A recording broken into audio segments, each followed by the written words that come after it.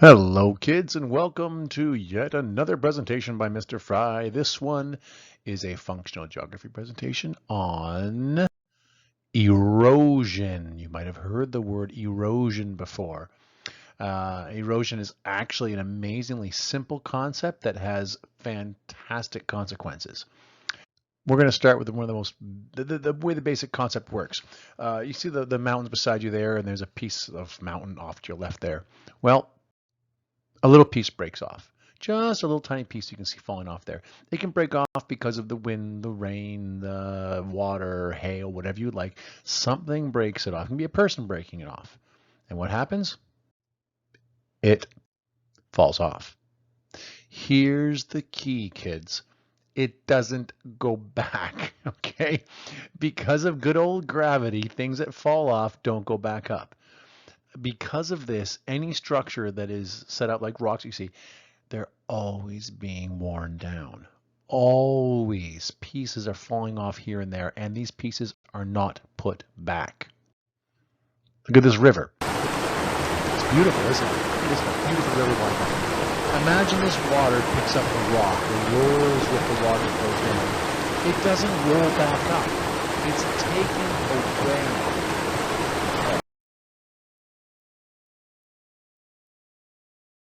That was loud. Louder than I thought it would be. And it's taken away. Any piece that water picks up, it rolls it downstream. It doesn't go upstream. And this is important.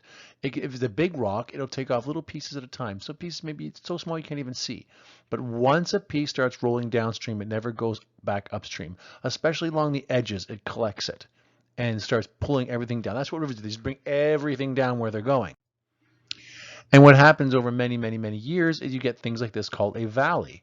A valley is just a part of the land that has been eroded out by this river. You see this river here? It has made most of this valley here. It's pulling things from the side, taking the water and pushing it downstream, and that's it. And it can eat its way down.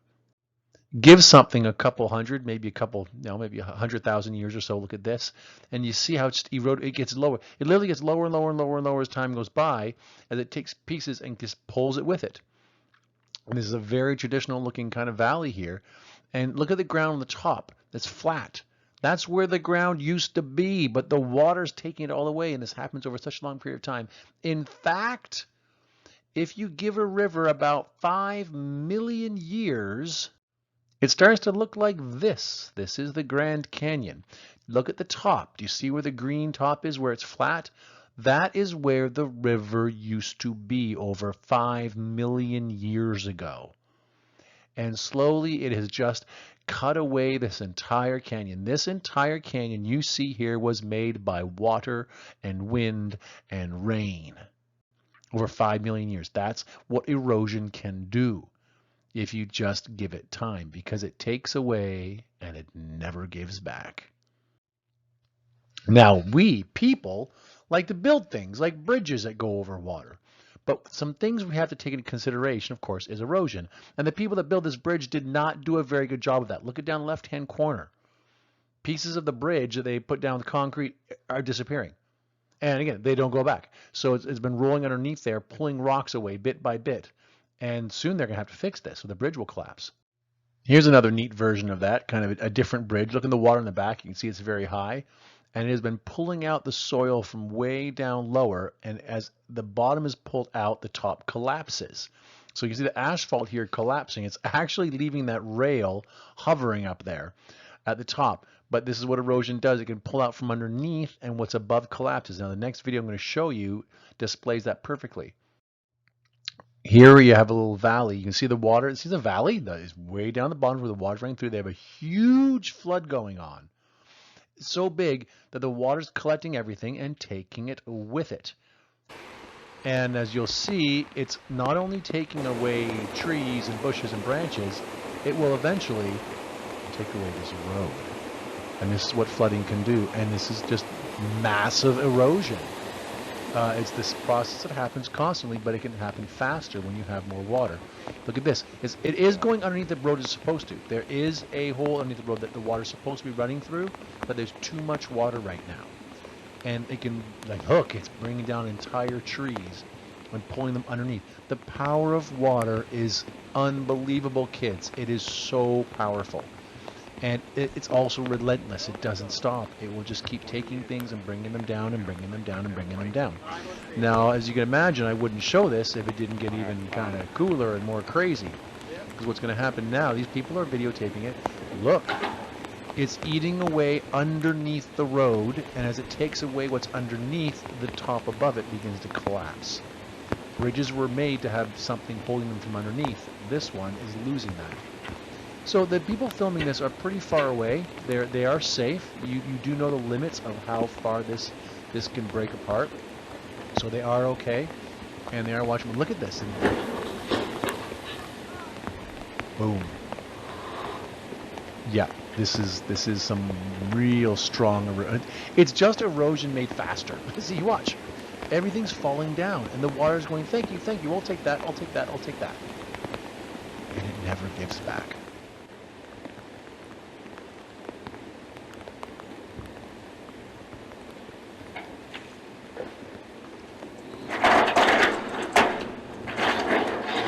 That was the tunnel that was underneath it. And now that nothing is holding it down, the water lifts it up as well.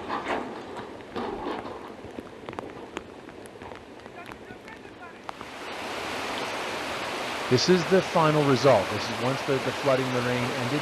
Yes, it took the entire tunnel away with it.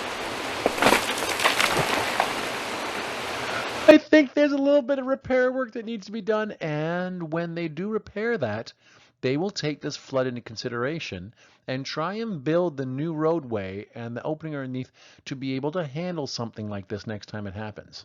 They do take that into consideration, that they didn't manage on this one, but they will fix it and hopefully make it better. Now, where do things end up? This is the end of a wide river, and what you see is it spreads out here, and it starts dropping off everything that had collected. And this is literally a drop-off zone. Some of the pebbles and the gravel you'll see in this field would have come from the very top of the river, which could be hundreds of kilometers away. So this is, you might want to call it a drop-off zone. This is where it all goes. And here it also, the same thing happened here in this river. But there's a catch. Do you recognize this at all? This is Mars. These are former lake beds from Mars. Mars used to have liquid water on it. It still has water on it, but it's frozen. It used to have liquid water, and this is how scientists know. There's this. This is on Mars. And so it looks exactly the same as it does on Earth. Water acts the same. So yeah, this is erosion on Mars. Now it does not have, it's lost its atmosphere. It does not have liquid water on it anymore, but that's kind of cool. I thought I'd throw that in there. Yeah, erosion happens other places too. Now, I showed you with rivers and streams. The ocean is also quite relentless. This is a cliffside that's slowly being pulled away again by erosion. The water works in the bottom, eating away at it. Whenever it rains, whenever there's wind, whenever anything happens, stuff falls down and rolls down. Thank you, gravity. And again, once it rolls down, it doesn't go back up. So it's a never-ending process of falling apart and moving further and further backwards. Now, this is a natural setting. Kind of looks cool, actually. It looks neat.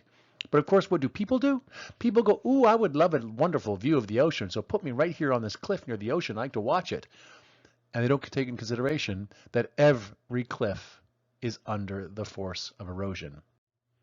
And you end up with things like this. You see, they built it by the cliffside because ooh, I want to look at the ocean, isn't it nice? But they don't realize that that cliff is always being eaten away. Do you see the boulders in the bottom down there? People put those there to try and slow down the erosion. But in the end, it doesn't work. Here's a video. All these houses you see here, they're doomed. You can't stop it. You can't stop the erosion from happening. This is what you would call acute mass erosion. These people managed to have their camera filming. Yes, you see a little crack forming there. When this happened, it finally couldn't take the force of things being taken away from underneath it. See, the water down below is taking things underneath it, and this happens.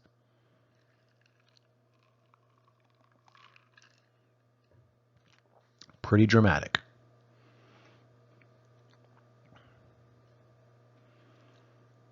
Now, as it ends, you look at the bottom and see everything that's left on the bottom there. that will eventually be taken away by the water. Give it a couple hundred years, that will be gone, and the next piece of the cliff will fall down. The water will take away what crumbled there, and the next piece will fall down, and that will go on for eternity. As long as the earth is around, erosion will happen. Here's another interesting view of people that wanted some wonderful seaside accommodations, and with only a couple decades, look what happens. Look at how close they are to the edge. This is drone footage, and even as the drone was filming, watch. Yep, a little bit more, and that does not go back up. That's what I've been telling you. Once it falls down, it never goes up, but it's always coming down. Those houses are doomed. They are doomed unless you go pick them up and move them. There's nothing in our arsenal right now that could stop that wall from eventually being collapsed. It's because it just doesn't stop. All those buildings along there, all of those buildings are doomed within the next 10, 20, 30 years as these cliff walls. They didn't think about that when they built them. Nope, but they're thinking about it now, that's for sure. So if you buy one of those, don't expect to stay there for too long. That's erosion for you. Now, another one, I've been showing you water, but another one that erodes really well is wind. And this area you see here might have originally been formed by water. This is in Utah, but now it's wind. It's not the wind itself, it's what it's carrying. It carries sand and little tiny pebbles, and those things will grind away at things as they blow by. Blows by, just kind of smacks against the cliffside and breaks it apart. Here's a perfect example of that. This was not made by an ocean. This was made by wind. Here's a perfect example too. In Egypt, they built the Sphinx. It looked great when it was first made, but look at it now. What you see on it now is there's been no ocean there, okay? There's been no water there. Maybe some rain, but other than that, this what you see here is all made by erosion. Oh, my nose is gone. Yeah, that was wind erosion. Sandstorms come blasting through, and the sand breaks away at it and takes it apart. The sand is carried by the wind. This is a neat one. This is what happens when the rock on top is harder than the rock underneath. So the rock underneath is being eroded by the wind faster than the rock on top. Eventually, yes, this will collapse. This will break. Maybe tomorrow, maybe in 500 years, maybe in 5,000 years. But it will collapse. It's only a matter of time. So I'm glad these people got the picture while they could. But the stuff underneath is going to erode faster than the stuff on top because the stuff on top is harder and stronger. And this is cool stuff that happens. Ice. This is a form of erosion that is helped out by water, of course. And I'm going to show you a quick video. Imagine this is a cliffside.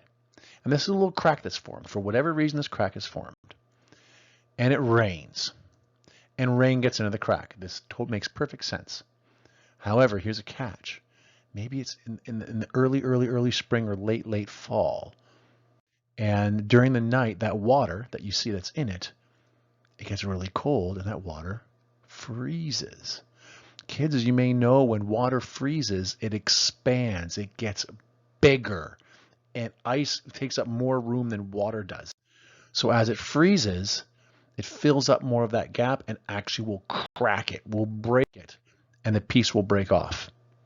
Ice can do this a lot. That breaks off, never comes back, and you end up with situations like this gentleman here. I'm not sure exactly what he's talking about. What I want you to do is look around him. Look at all those pieces of rock all around him. There's no water around to do that. There's no raging river. There is some rain, but the vast majority of these rocks you see have been broken by ice. It rains, it freezes, the ice expands and breaks the pieces of rock off. That little stuff you see, that's from people walking on it. That's what that's from. But the big pieces here, that's made from ice. And it happens again and again and again and again. And you have huge fields of this guy sitting here. Same thing. A piece falls off the top, it breaks as it rolls down, and once it's broken, it's not fixed. So they get smaller and smaller and smaller as they roll and bang down. But most of this is made by ice, that breaking off pieces one at a time. And yeah, there's another example there. You might wonder, like, because yeah, look at the size of those rocks. They're huge. I mean, a little bit of wind isn't going to blow that off. A little bit of rain's not going to blow that off. No. But if you have rain behind it, that then gets behind it and it freezes, it's literally going to break it off and it's going to fall. And all these pieces you see here, that might take in 10, 20, 30, 40,000 years to happen. But all it has to do is break off one piece and it never goes back up again. I think we're approaching the end here, and one neat way to do this is gravestones are a wonderful way to see how erosion works. Because this gravestone you see here, if you look at the bottom right, 1871, you know exactly when this gravestone was put in and carved out. So that's 1871, and then you can tell, well, how many years has it been? Well, it's been about 240 years. Oh, no, 250 years. And this is what erosion can do over 250 years. Another one here, there's one from 1918, so about 100 years ago, and it's already starting to wear out. Look, you can see a crack near the top. Like someone didn't walk up and hit it with a hammer to crack that. No, nature did that. A crack started, water got in there, froze, snapped it. Now, it didn't pick it up and throw it off. That's why it's still there, but that's what makes the crack. I don't know. But that's a pretty strong erosion, or someone who made this one did not make it with a very strong material. So what can we do about erosion? We can do some things to slow it down. What you see here is when they have a big storm here, these pieces will slow the water down as it pours down. So basically they're saying, stop eroding all the areas around us. Here, take this, erode this. They're inviting water to come and collect here and flow down. And these bricks you see slow it down. That helps slow down the erosion. They're made of a very hard material that is supposed to erode. I mean, no one thinks it's going to last forever. They don't plan on that. But it encourages the water to come to one spot and start eroding it there. Another great way to try and prevent erosion is let nature do its thing. If we clean out all the vegetation, roots are amazing for reducing erosion. I know this from personal work I've done in stream rehabilitation work, where we plant plants all around the edges of streams, and the roots grow in and they help keep the soil there. So you see those little green strips, see the little green rows? Those are little streams and little rivers running through farmers' lands, and they have what's called a buffer zone. That green area you see around it is erosion control. That green area helps the erosion be minimized. Here's another view of it here. This is perfect. Look at this. I would rather, of course, it be a gigantic area, but they make these buffer zones, and all those trees you see around that water, those trees act to slow down erosion to protect the agriculture around it. So someone might go, oh, look, the farmers like to have nature. Well, they do, but that nature's there for a purpose, erosion control. And so plants are amazing at that. So what they do is we're not going to put our little crops right to the edge of the water, because our crops aren't big. They're not there all the time, and they'll just take the dirt away. We're going to let these big plants grow right near the water, and they will help keep the stream in its place. And that's what they do. And I used to work, one of my jobs was going around Ontario and Canada and encouraging farmers and other people in agriculture to do exactly that. To make big buffer zones. We asked for 5 meters, which is about 15 feet or so away from the water, and just let nature do its thing. And your erosion problems will be gone, at least for the time being. There's another one. See where the crop ends? It doesn't reach the water. Now the area around it is not very high. It will get high. This is obviously a picture, I think, in spring. But that's what they've done. Finally, with a big thank you screen here, this is called geotextiling. You see here, these are people that are preparing. You might even see this sometimes in Texas, where they have stormwater retention ponds, where they're predicting they're going to need to prevent erosion. Water's obviously going to come pouring out of that tunnel. And with the area around, I see it, they're going to be planting things there and helping to control erosion before it happens. So we know it happens. We know how it works. And you just try and do your best. But the tough thing about erosion is that it never, ever, ever stops. All right, kids, you take care, and thank you for watching this video. That's all for now. Bye-bye.